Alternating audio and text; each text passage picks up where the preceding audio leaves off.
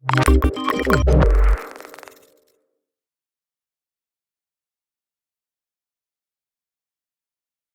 bueno, abre tu Biblia ahora sí en Jueces capítulo 8 y vamos a estudiar todo este capítulo. Vamos a cerrar la vida de Gedeón, que es lo que estábamos estudiando estos últimos miércoles.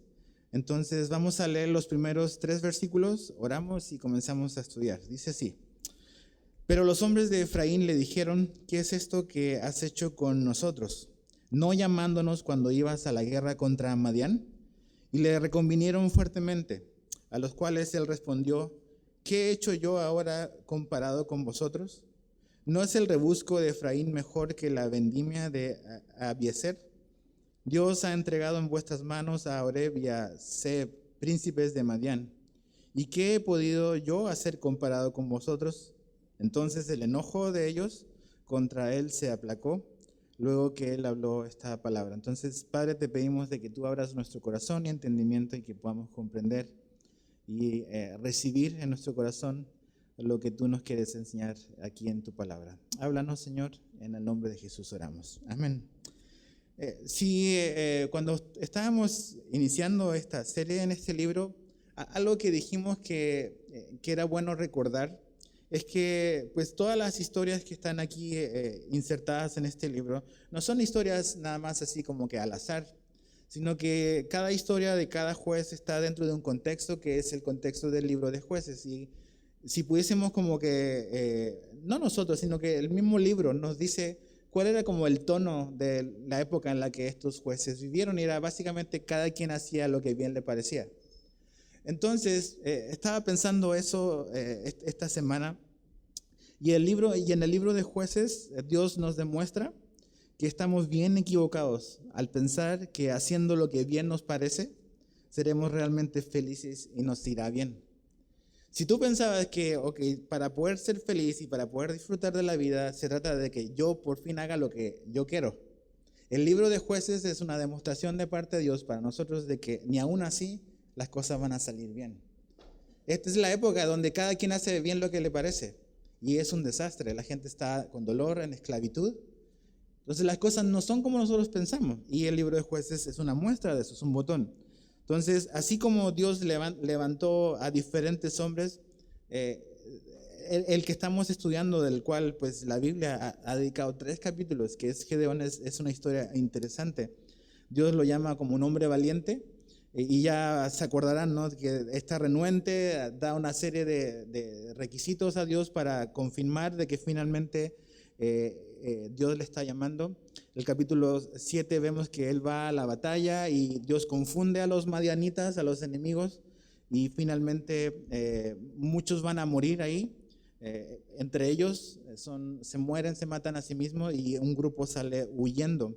Pero un poco para entender, porque esto es como que una transición, es la misma historia, el capítulo 8 con la última parte del capítulo 7, verso 24, ahí vemos de que Gedeón manda a pedir ayuda, ¿no?, a los de Efraín, manda a pedir ayuda para que vayan y les cierren el paso a los madianitas que están huyendo hacia oriente. Y eso es lo que vemos en el versículo 24 hasta el 25 del capítulo anterior. Entonces, eso hace que los de Efraín vengan y hagan lo que Gedeón les pide, pero eso da pie a una discusión. Dice otra vez, dice ahí en el verso 1, que y le reconvinieron fuertemente. O sea, hubo una discusión no menor entre los de Efraín y Gedeón. Ahora, ¿quiénes eran los de Efraín? Los de Efraín, o Efraín fue el hijo menor de José. ¿Se acuerdan de José, el que estuvo en Egipto? Bueno, él tuvo hijos, tuvo 2, y Efraín era el hijo menor. Jacob, su papá, o sea, el abuelo de estos niños, Efraín y Manasés, los adoptó casi como si fuesen sus hijos. Y Jacob, en cierta manera, como que medio profetizó en que Efraín iba a ser superior o más importante que su hermano Manasés. Entonces, eso puedes leerlo después en Génesis 48. Entonces, los de Efraín, que son los de esta tribu, que tienen esta discusión, o esta fuerte discusión o diferencia con Gedeón. Gedeón era abiezerita, ¿Quién eran ellos? Eran descendientes de la tribu, o era un clan más bien de la tribu de Manasés, del otro hermano. Entonces, este es un pleito entre familia, entre hermanos, ¿ok? Entonces, ¿qué es lo que está pasando? Es que, ¿por qué se origina esta discusión? ¿Por qué reconvienen a Gedeón tan fuertemente? Es porque básicamente Efraín se sintió ofendido por Gedeón al no haber sido considerados ellos en esta batalla. Entonces ellos están ofendidos por lo que Gedeón hizo, por lo que Gedeón no hizo. Quizás ellos pensaron, seguramente Gedeón quiere llevarse todo el crédito y toda la gloria y quiere salir solo él en la foto. Entonces, ¿por qué no nos dijo a nosotros para venir y también poder estar desde un comienzo? Pero algo que ellos no sabían, y es que básicamente este plan, así como había ocurrido, era el plan de Dios. No fue un plan que Gedeón como que ideó y dijo, no, los voy a dejar fuera. O sea, Gedeón obedeció y siguió estrictamente el plan que Dios le había dado para ir a la batalla. De un ejército tan grande de miles de hombres, finalmente terminó con un grupo reducido de hombres de 300. Y Gedeón básicamente obedeció lo que Dios le pidió. Ahora, esto trajo una ofensa a los de Efraín. Y finalmente siento que mucho de la discusión probablemente era un asunto de orgullo, de no haber sido considerado, de a lo mejor de no salir en la foto de los triunfadores en esta batalla, en esta pelea. Quieren salir en la foto, pero no están en la foto. Sí ocuparon un lugar, pero realmente, acuérdense, Dios empezó a desechar los números porque no estaba buscando un gran número de hombres, sino que un grupo reducido. ¿Para qué? Para que finalmente Israel supiese de que era Dios quien el que daba la victoria, no la fuerza de su ejército. Ahora, vemos que es interesante un poco la actitud de los de Efraín. Y quiero que me acompañes tantito, avanza un par de capítulos en Jueces capítulo 12. Vemos como una actitud un poco peligrosa en los de Efraín. Es Jueces 12, vamos a leer del verso 1 al 4. Dice, entonces se reunieron los varones de Efraín. Ok, esta misma gente, ¿no? Mucho tiempo después. Los de Efraín. Y pasaron hacia el norte y dijeron a Jefté, Jefté va a ser otro juez que viene después. ¿Por qué fuiste a hacer guerra contra los hijos de Amón y no nos llamaste para que fuéramos contigo? ¿Te suena parecido? Lo mismo. Otra vez, ¿por qué? ¿Por qué? Nosotros quemaremos tu casa contigo. Chécate que si eran complicados los de Efraín.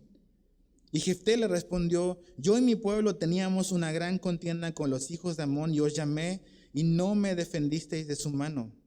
Viendo pues que no me defendíais, arriesgué mi vida y pasé contra los hijos de Amón. Dice, pues que no me defendíais, arriesgué mi vida y pasé contra los hijos de Amón. Dice, y Jehová me los entregó. ¿Por qué pues habéis subido hoy contra mí para pelear conmigo? Entonces reunió Jefté a todos los varones de Galaad y peleó contra Efraín, y los de Galaad derrotaron a Efraín porque habían dicho, vosotros sois fugitivos de Efraín, vosotros galaitas en medio de Efraín y de Manasés. Básicamente es, ok, más adelante van a volver a hacer lo mismo, esta actitud de andar siempre como que peleando y como que encontrando algo malo. Y Jefté, o sea, no es tan paciente como lo fue Gedeón, y tienen un pleito y Jefté va y los derrota. Entonces vemos como que esa actitud un poco como que rencillosa de andar buscando siempre algo, esta actitud de contienda en los de Efraín, ¿no? Esta tribu de Israel. Ahora, ¿cómo responde Gedeón? Dice el verso 3, o verso 2, dice, a los cuales respondió, ¿qué he hecho yo ahora comparado con vosotros? Después dice el verso 3, Dios ha entregado en vuestras manos a Oreb y a Zeb, príncipes de Madián. ¿Y qué he podido yo hacer comparado con vosotros? La respuesta de Gedeón fue una respuesta bastante humilde y suave. Básicamente dice, o sea, yo soy, ¿quiénes somos nosotros comparados a ustedes? O sea, miren lo que ustedes hicieron. Ustedes atraparon a estos príncipes madianitas, que está al final del capítulo anterior. Dice, ¿quiénes somos nosotros en comparados con ustedes? Pero lo importante aquí, creo que la lección para nosotros y algo que es bueno de considerar es cómo reaccionamos cuando se nos reconviene, ¿no? Cuando somos criticados. O sea, todos somos criticados y todos lo vamos a hacer. Pero aquí Gedeón actúa y responde con humildad.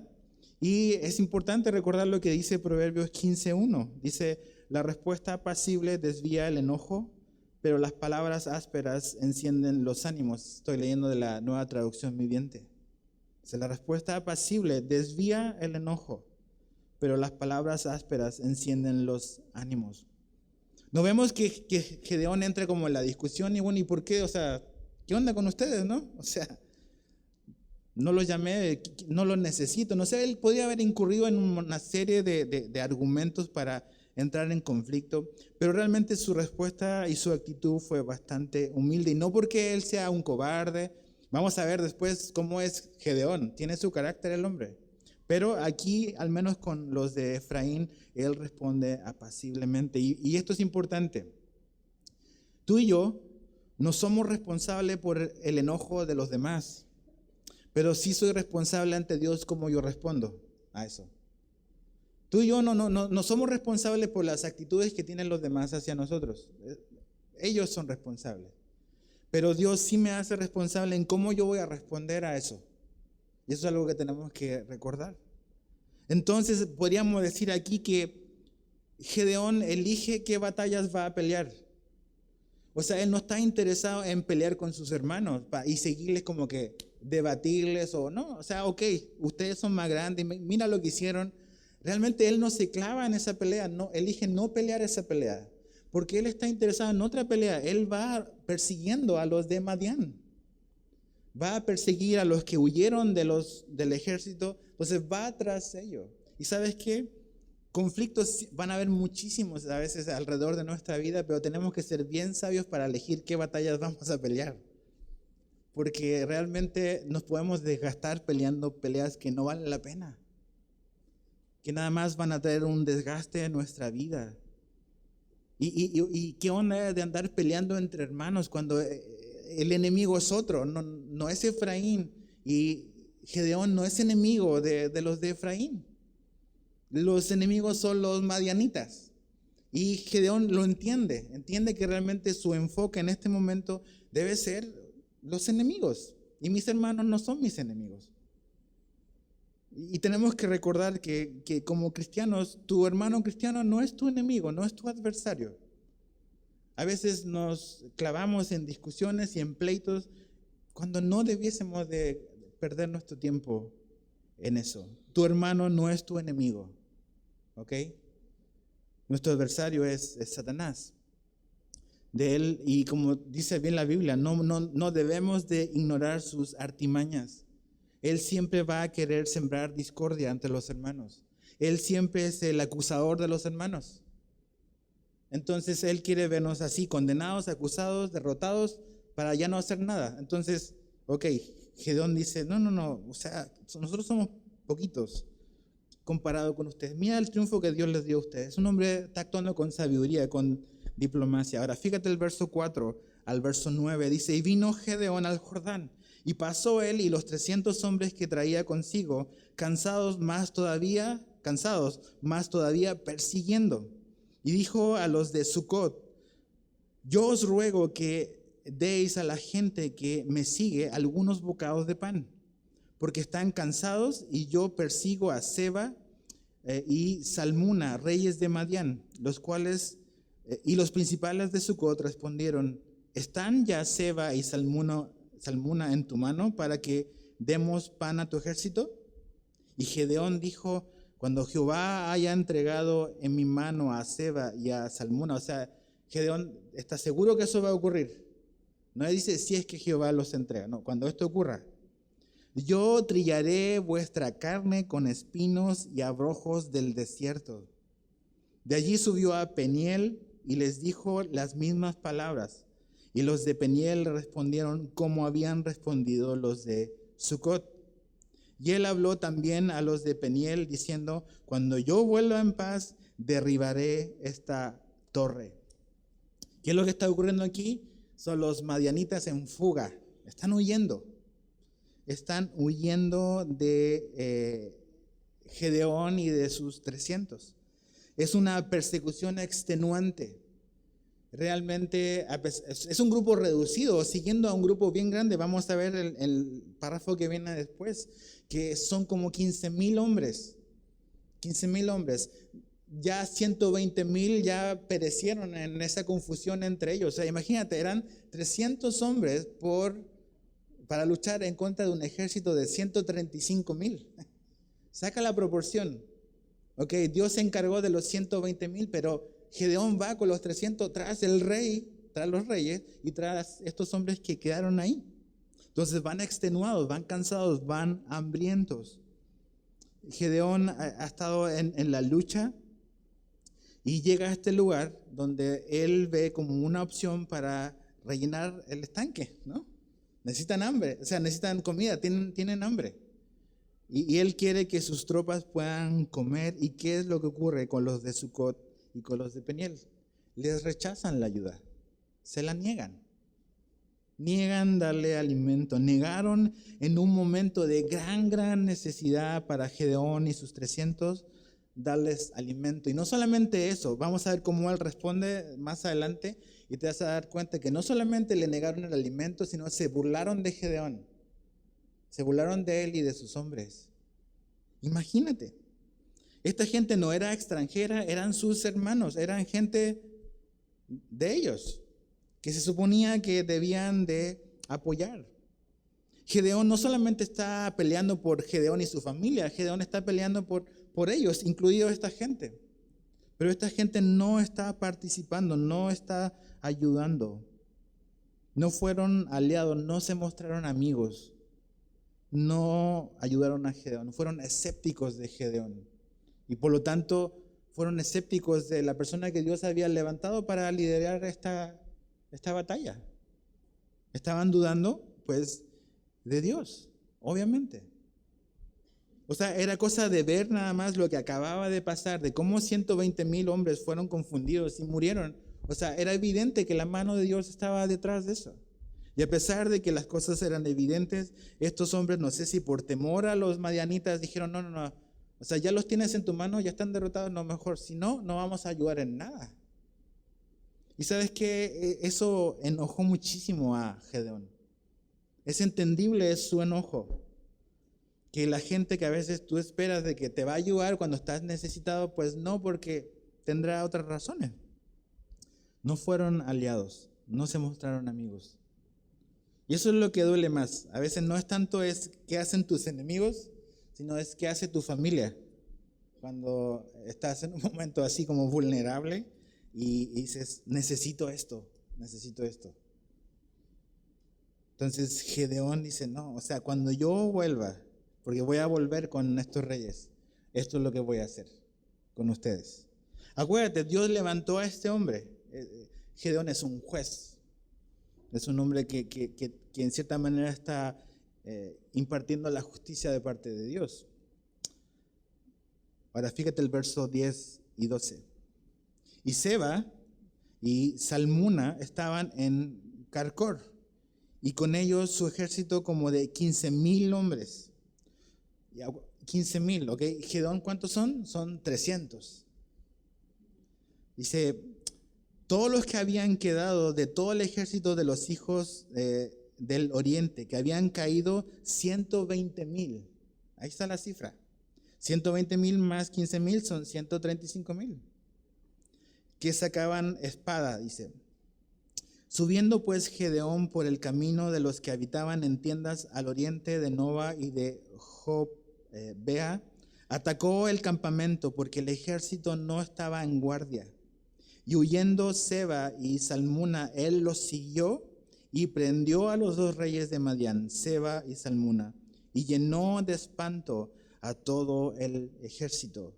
Entonces ahí está la fuerza y el volumen, la capacidad de armamento que tenía este ejército, 135,000 hombres. Creo que la relación es un soldado por 450 o 500. Esa era la proporción si ellos hubiesen tenido que ir a la guerra. Uno por 450. Pero Dios se encargó de eso, ¿no? Ahora, ¿qué es lo que vemos acá? Gedeón atrapó a los reyes de Madián. Y algo importante que vemos en Gedeón es esto, es su fidelidad. La fidelidad de Gedeón. ¿Y a qué me refiero con la fidelidad de Gedeón? Gedeón podía haber dicho, ¿sabes qué? Pues ya van huyendo. Ya 120,000, pues ya la mayoría están derrotados. ¿Para qué seguir a ese grupo que queda reducido? Pero Gedeón no hace eso. Gedeón va por los 15,000 restantes. Y Gedeón va por los 2 reyes de Madián. Él va.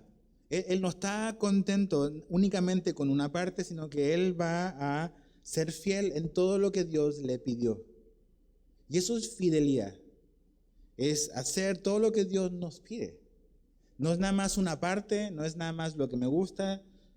Es todo. Gedeón va por todo. Fue por los reyes, a pesar de que sus hermanos no los abastecieron de alimento. Él podría haber dicho en ese momento, ¿sabes qué? Pues ya como que Dios nos está abriendo las puertas para seguir. Entonces mejor aquí le dejamos y ya volvemos, ¿no? Total, pues mira, si hubiese sido de Dios, nos hubiesen dado comida. Pero Gedeón no se desanima por eso, no desiste por lo que ve en sus hermanos. Él va y continúa. Y eso es fidelidad. Fidelidad es continuar, es perseverar a pesar de la adversidad. Es terminar completamente lo que Dios nos ha encargado y ha puesto a nuestro cuidado. Eso es fidelidad.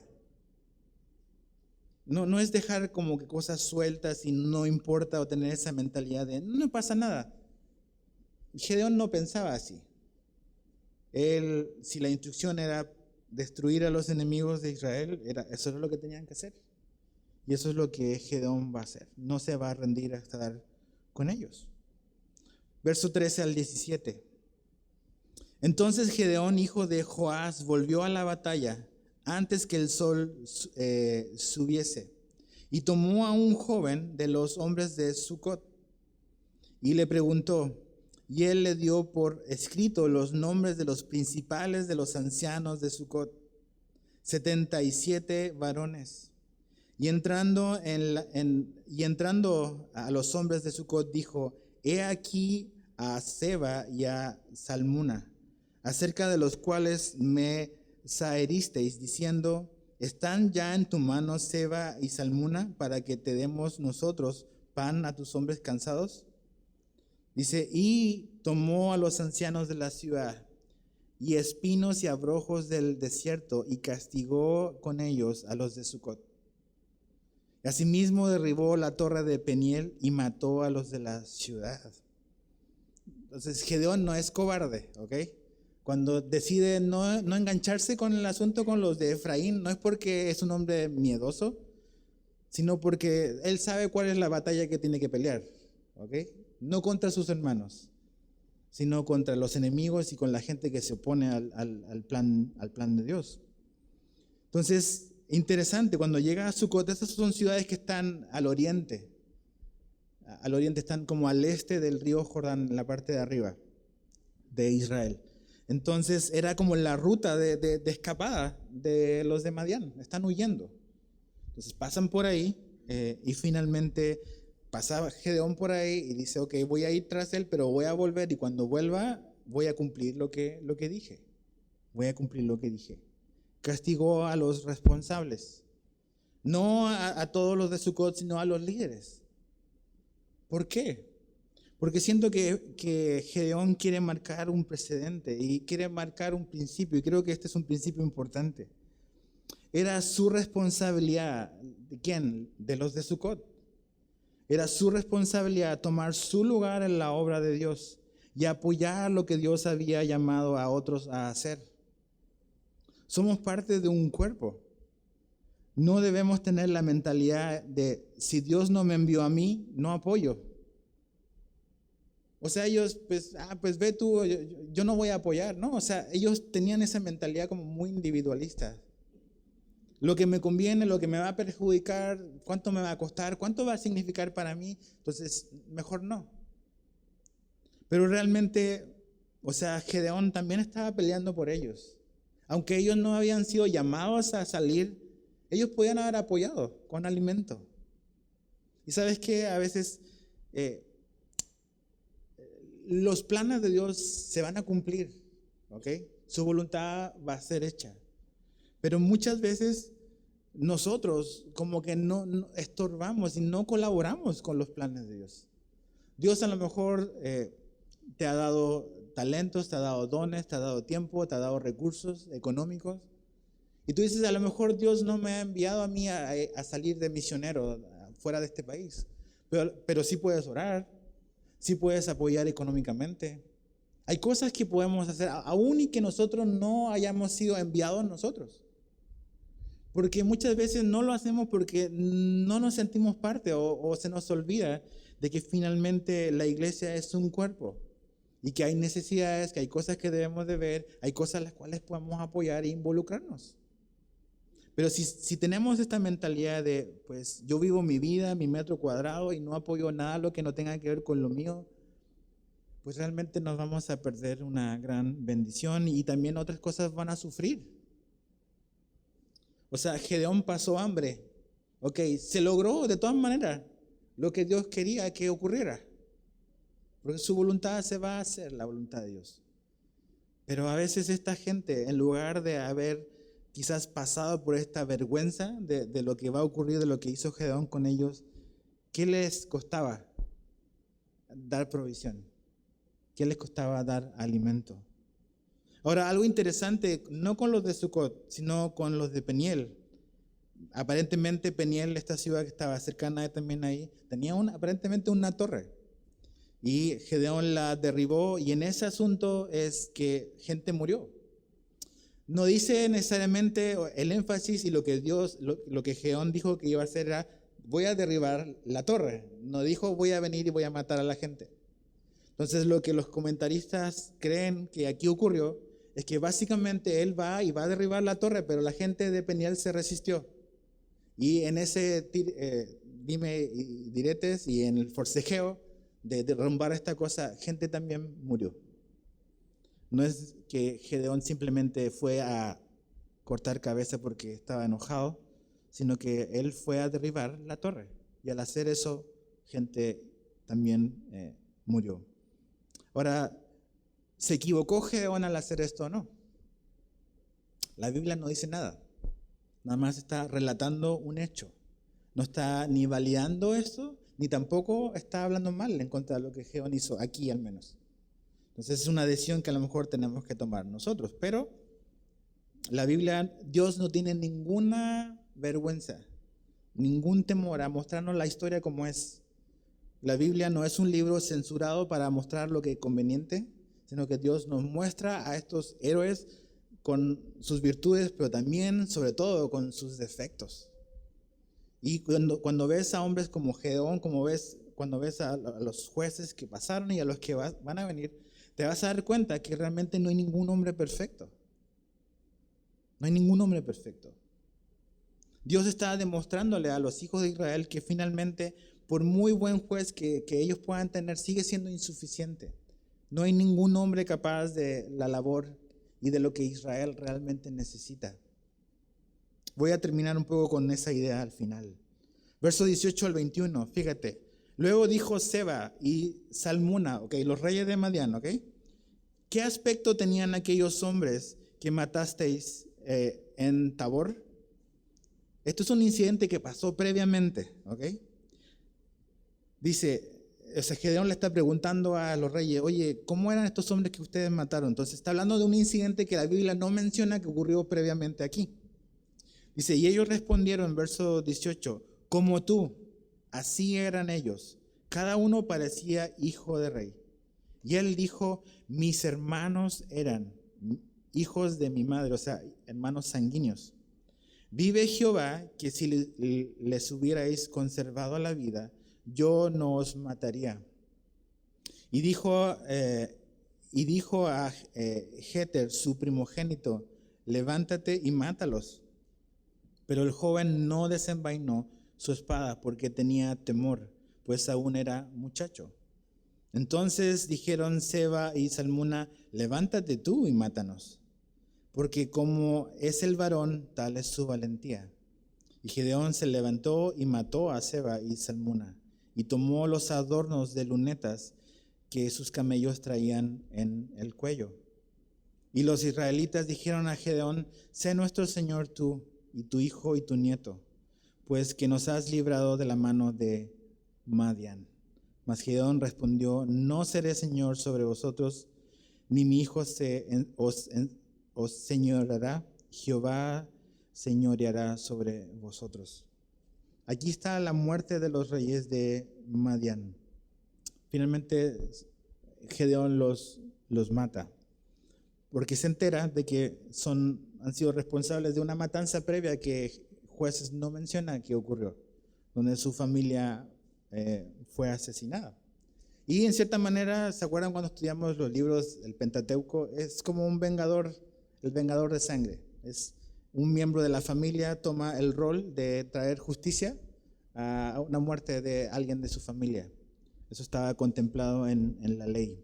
Entonces, también siento que Gedeón no es muy prudente a lo mejor al tratar de forzar a su hijo a hacer algo así. No sé qué estaría pensando, quizás formar carácter en él, pero finalmente esto es lo que ocurre. Gedeón hace justicia por su familia. Ahora, el verso 22 es una porción muy interesante, porque aquí básicamente lo que los hijos de Israel le piden a Gedeón es que él establezca una especie de monarquía que se perpetúe en el tiempo, ¿no? O sea, tú, tus hijos, tus nietos, que tú gobiernes sobre nosotros. ¿Por qué? Porque tú nos has librado. Imagínate la tentación, ¿no? ¿Qué persona no querría que la gente dijera: no, tú ahora vas a ser como que el Señor, casi como un rey, y esto se va a perpetuar para tu descendencia? Es una tentación. Es una tentación para Gedeón. Sé tú, dice, sé nuestro Señor, y tu hijo y tu nieto, dice el verso 22. Pero ¿qué hace Gedeón? Gedeón rechaza el ofrecimiento. Lo rechaza. Él no está interesado en una dinastía gobernante. Y él hace lo correcto, que es básicamente él apunta hacia Dios. El problema de los israelitas es que ellos no quieren estar bajo el señorío de Dios. No quieren reconocer a Dios como el rey que es. Y dicen: no, yo no tengo ningún interés en ser su rey o en ser su señor. Ustedes deben estar bajo el señorío de Dios, bajo su reinado.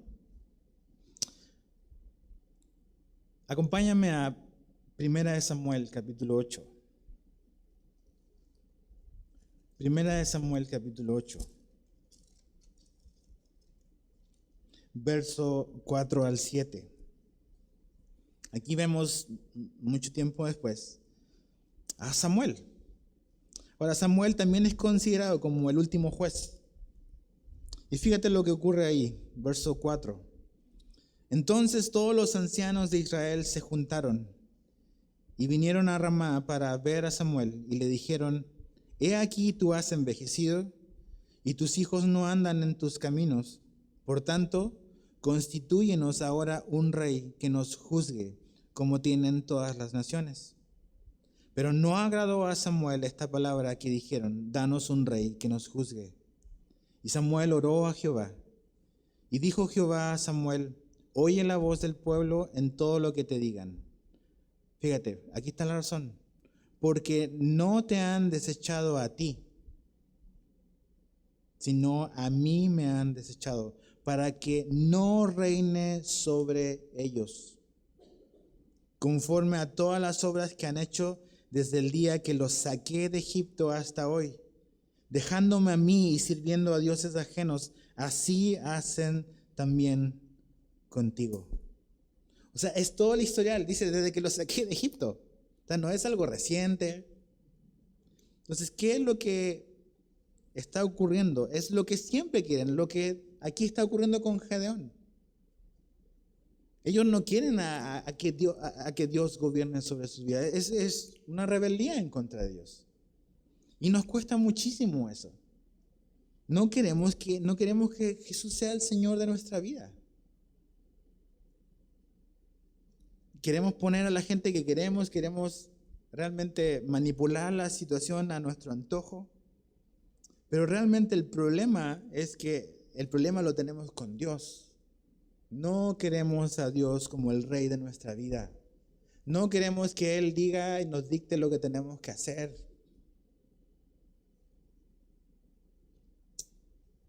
Y así nos ha ido al tener hombres sobre nosotros. Ves la historia de los jueces y te vas a dar cuenta que realmente los jueces no eran la solución perfecta. Ves la historia después, de los reyes y te vas a dar cuenta, checa la historia de los reyes y te vas a dar cuenta que los reyes tampoco fueron una solución buena. Dios le mandó profetas al pueblo y tampoco el pueblo cambió. ¿Por qué? O sea, ves todas estas maneras de las cuales Dios quiso hacer y mostrar, y lo único que está demostrando y lo que las situaciones están demostrando es que finalmente lo que realmente el hombre necesita era al Mesías, era Jesús. Él era el que tenía que venir. Entonces aquí le dicen, no, sé tú nuestro, volviendo a Jueces 8, sé tú nuestro Señor, señorea sobre nosotros. Y él le dice, no, es Jehová debe señorear sobre vosotros. Él debe ser el rey de nuestra vida. Y esa es una pregunta que tenemos que hacernos hoy. ¿Es Jesús el rey de mi vida o no? Me gusta y nos gusta mucho que Jesús sea nuestro Salvador. Pero la pregunta es, ¿nos gusta que Él sea nuestro Señor? O sea, el ser rescatados como los hijos de Israel. Lloraron, clamaron a Dios y Dios mandó un Salvador para sacarlos, pero volvieron a lo mismo siempre. Pero la pregunta no solamente es, necesitamos ser salvados, pero no solamente eso, necesitamos a alguien que tome el control de nuestra vida. Que tome el control de nuestra vida. Y Gedeón sabe que él no es la solución que ellos necesitan. La solución está en Dios. Ahora fíjate el verso 24 al 27. Y les dijo Gedeón, quiero haceros una petición, que cada uno me dé zarcillos de su botín, pues traían zarcillos de oro, porque eran ismaelitas. Ellos respondieron, de buena gana te lo daremos. Y tendiendo un manto, echó allí cada uno de los zarcillos de su botín. Verso 26.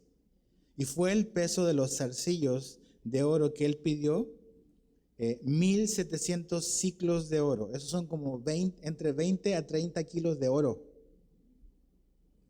Sin las planchas y joyeles y vestidos de púrpura que traían los reyes de Madián, y sin los collares que traían sus camellos al cuello. Y Gedeón hizo de ellos un efod, el cual hizo guardar en su ciudad de Ofra.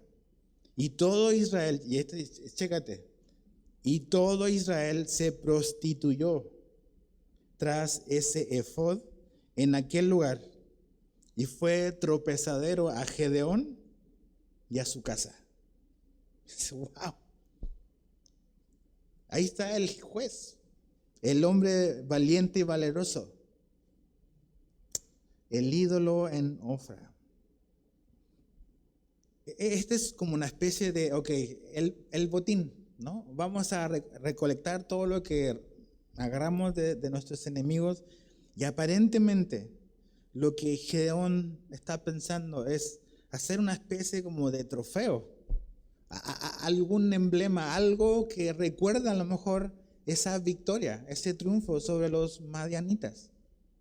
Y hace este efod era una especie como de pectoral, como una manta, una capa que usaban los sacerdotes, ¿no?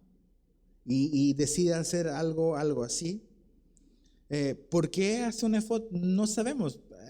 Si lees, por ejemplo, no vayas ahí, pero puedes leerlo después, 1 Samuel 23, Ahí vemos de que el efod aparentemente se utilizaba por los sacerdotes cuando ellos querían buscar la dirección de Dios. El Turim y el Urim, cuando tenían que preguntarle algo a Dios, Dios de alguna manera obraba a través de esas piedras para decirle qué decidir, y el sacerdote se ponía esa vestimenta y ahí se pone el efod para buscar la dirección de Dios. Entonces, no sé si Gedeón quiso como que decir o dar a entender que este efod era cómo Dios había guiado al triunfo, no sabemos realmente, pero él construye algo, creo que bastante ingenuamente, sin considerar lo que iba a ocurrir y en qué se iba a transformar todo esto. Algo inofensivo se transformó en un ídolo y se transformó en tropiezo para él, su familia y toda la nación. Y eso te demuestra algo. Tú y yo somos buenísimos para fabricar ídolos. Me parece que era Juan Calvino que decía que el corazón del hombre es una fábrica de ídolos.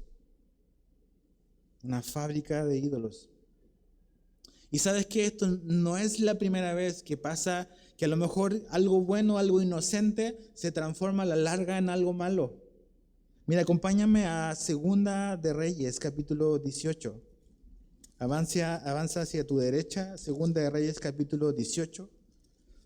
Ahí está la historia del rey Ezequías. Segunda de Reyes 18, verso 3 al 5. Ahí está el rey Ezequías, dice, verso 3, hizo lo recto ante los ojos de Jehová, conforme a todas las cosas que había hecho David su padre. Él quitó los lugares altos y quebró las imágenes y cortó los símbolos de acera. O sea, este rey hizo todo lo que nadie se había atrevido a hacer, quitar todos esos ídolos. Y chécate, dice, verso 4, e hizo pedazos la serpiente de bronce que había hecho Moisés, porque hasta entonces le quemaban incienso los hijos de Israel y la llamó Neustán. Es básicamente como si dijese, es un pedazo de metal, es todo lo que es. Entonces Jehová, Dios de Israel puso, dice, en Jehová Dios de Israel puso su esperanza. Ni después ni antes de él hubo otro como él entre todos los reyes de Judá. Pero chécate, ¿qué es lo que hizo Ezequías? Tuvo que destruir la serpiente de bronce. ¿Te acuerdas de la serpiente de bronce? Es lo que Moisés usó bajo la dirección de Dios para que la gente que había sido picada por estas serpientes en el desierto, cuando vieran a la serpiente de bronce, ellos iban a ser sanados. Jesús habla de esa serpiente en Juan cuando le dice, así como la serpiente fue levantada, así voy a ser levantado yo. Pero ¿en qué se transformó esa serpiente? En un ídolo que la gente iba y veneraba y le quemaba incienso años, décadas, siglos después. Y ahí te das cuenta que realmente el problema somos nosotros. Como algo que en un comienzo fue dado para algo bueno, a la larga tú y yo lo transformamos en algo malo. ¿Qué cosas en nuestra vida hemos transformado en un ídolo? A lo mejor Dios te lo dio como algo bueno, pero a la larga, con el transcurso del tiempo, eso se ha transformado en un ídolo en nuestro corazón. Algo que es más importante que Dios, que toma el lugar de Dios. Hay muchas cosas que Dios nos ha dado que son cosas buenas. El trabajo, la familia. Pero a veces hacemos de esas cosas que en sí son buenas, son un regalo de Dios, lo transformamos en un ídolo que ocupa el lugar de Dios, ocupa el lugar más preponderante en mi vida. A veces como padres ponemos a nuestros hijos en ese lugar y nuestros hijos se transforman en un ídolo en nuestra vida. ¿Y qué es lo que hizo Ezequías? Destruyó eso. Volviendo ahí con Gedeón, Gedeón dijo, pues a lo mejor esto es como una especie de trofeo que nos va a recordar este triunfo tan impresionante ante los madianitas, pero finalmente se transformó en un tropezadero. Y habla de prostituirse, adulterio espiritual. Qué feo. O sea, adulterar es engañar. Es estando casado, engañas a tu esposo o a tu esposa. Israel estaba casado con Dios, estaba engañando a Dios con estos ídolos. Eso era lo que ellos estaban haciendo. Cuando nuestra devoción y nuestro corazón corre tras otras cosas, eso es lo que está ocurriendo. Ahora, fíjate el verso 28. Y fue subyugado Madián delante de los hijos de Israel y nunca más se volvió a levantar cabeza. Y reposó la tierra 40 años en los días de Gedeón. Es como un resumen. Ok, Madián fue totalmente terminado. Gedeón fue fiel, fue tras todos. Y la tierra gozó de 40 años de reposo. Ahí está el ciclo. ¿Se acuerdan el ciclo de jueces?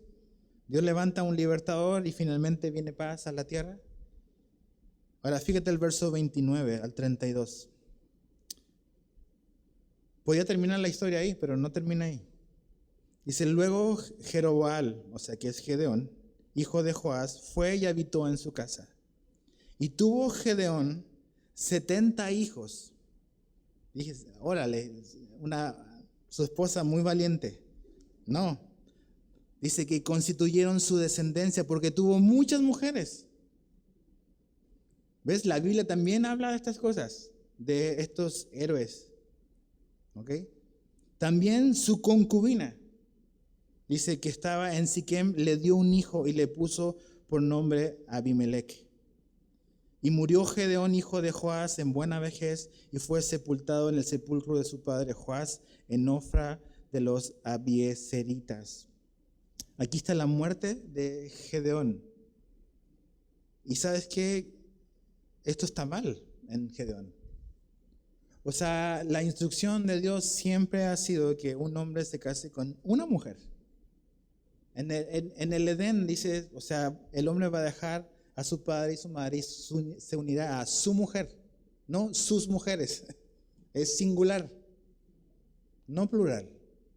¿Qué es lo que estaba haciendo Gedeón?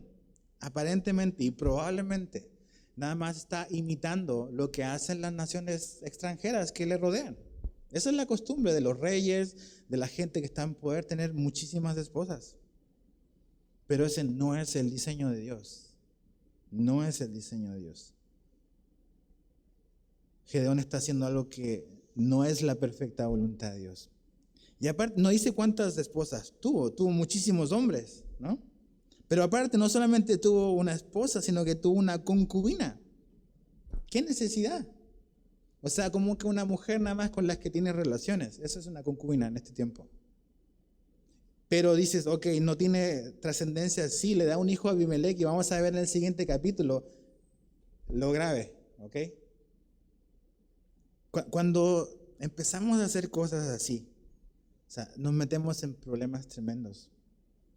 Cuando Sara quiso ayudarle a Abraham y a Dios con Agar, hasta el día de hoy estamos pagando los platos rotos, los árabes en contra de los judíos, los descendientes de Agar.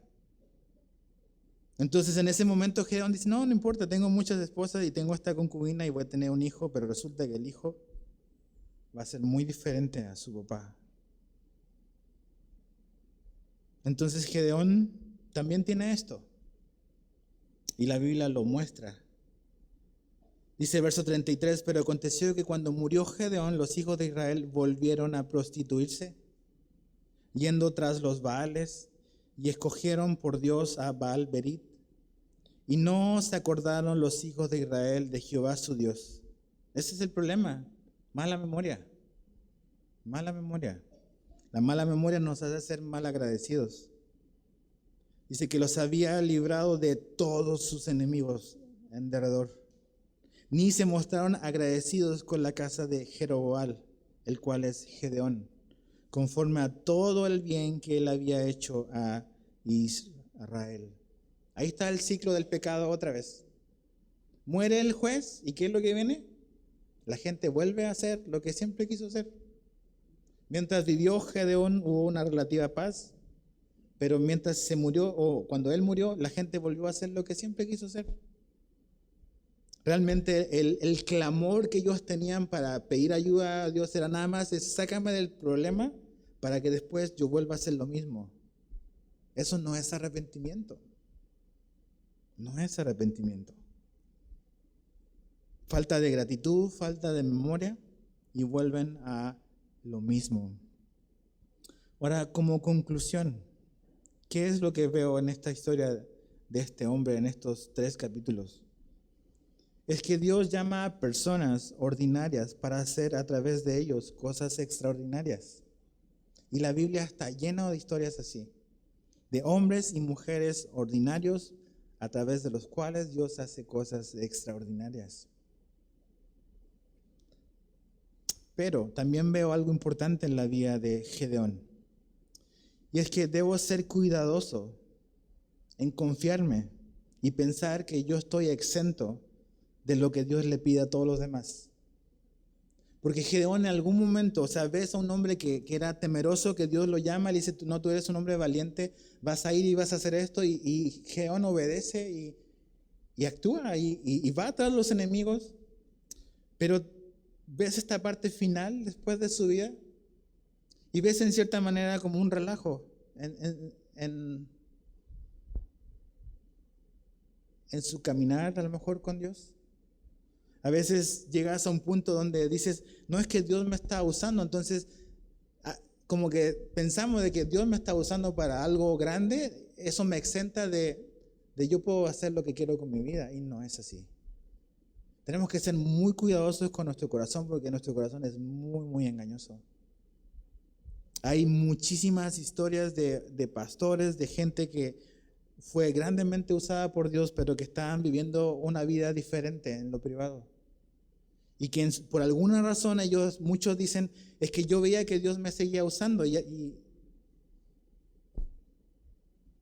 terminaron mal. Entonces no puedo confiarme en decir, ok, mira, Dios está usando mi vida para pensar que lo que Dios le pide al otro no me lo pide también a mí. Gedeón no fue muy cuidadoso en eso. Número 2, Gedeón no fue más que un simple hombre con todas las debilidades humanas. Y no olvidemos eso de ningún juez. Porque podemos ver a estos hombres como que realmente, ok, yo tengo que ser más como él. Y sí hay cosas que podemos aprender e imitar de ellos. Su fe, su obediencia. Pero nunca nos olvidemos que este libro no se trata de tenemos que imitar a un hombre nada más. La Biblia no es una recolección de historias morales sobre buenos ejemplos a seguir. La Biblia es el libro de Dios. Y cuando tú dices, wow, Gedeón fue capaz de hacer eso, ay, este Gedeón, qué tremendo. No, ese eres tú y yo. Eso es lo que somos capaces de hacer. Si tú no te ves en esta historia, estás leyendo mal tu Biblia. Si tú y yo no nos vemos capaces de hacer estas cosas, no estamos entendiendo nada de la Biblia. Sí somos, esa es nuestra condición, somos hombres con todas las debilidades humanas. Gedeón sí fue valiente y fue determinado en hacer lo que Dios le pidió, pero también hizo algo ingenuo que llevó a todo Israel al adulterio espiritual. Tuvo más que una esposa. Ahora la pregunta es, ¿Dios sabía esas cosas cuando llamó a Gedeón? Sí. ¿De qué te habla eso? ¿La gracia de Dios? La gracia de Dios. Si no fuera por la gracia de Dios, ningún hombre, ninguno de nosotros tendría ninguna oportunidad con Dios. Ninguna.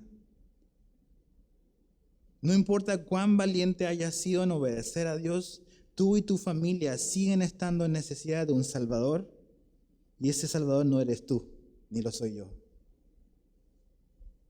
Gedeón, como tú y yo, necesita gracia y necesita también él un Salvador. Gedeón fue un simple humano como yo y como tú, sin ninguna esperanza aparte de Jesús. Tú y yo somos simples humanos que no tenemos ninguna esperanza si no la encontramos en Jesús.